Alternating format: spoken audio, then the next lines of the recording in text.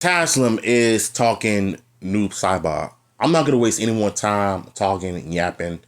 Let's get into what he has to say.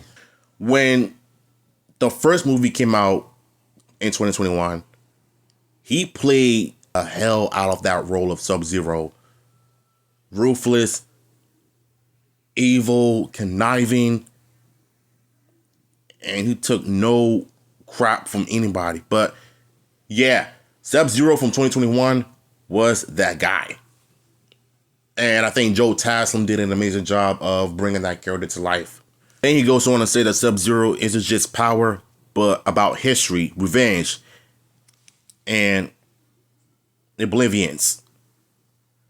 He's not just a ruthless villain, but a man with reasons, with scars.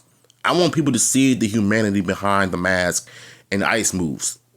Okay, they're just kind of powerful based on what he said, because Sub-Zero is one of those characters that you just love because of the color blue. But I don't think it's about the color, it's about the meaning of why he's the way he is. And I love the way Joe Taslim broke that down when he says he's about oblivions, power, history. Because if you play the games, if you read the comics, you know who Sub-Zero is. Because before you know it, I really do feel like, to me, that Sub-Zero is one of a kind character. So I think him as Noob Saibot is going to end up being a different story in Mortal Kombat 2.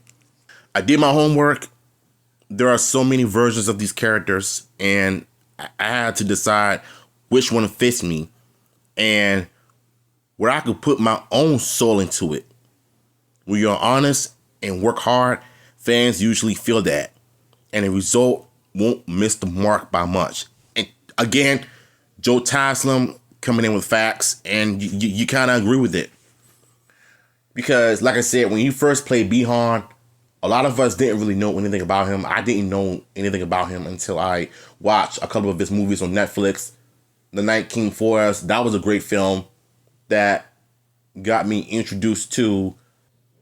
But for me, when he played Sub-Zero in Mortal Kombat, you felt that he was that final boss, that main character. And you just knew that you were in for a treat.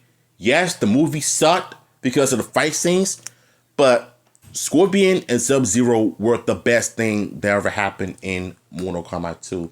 And honestly, I mean, it kind of worked for the better, but I think this movie might end up being better than the first one because of the tournament, of them exploring the source materials.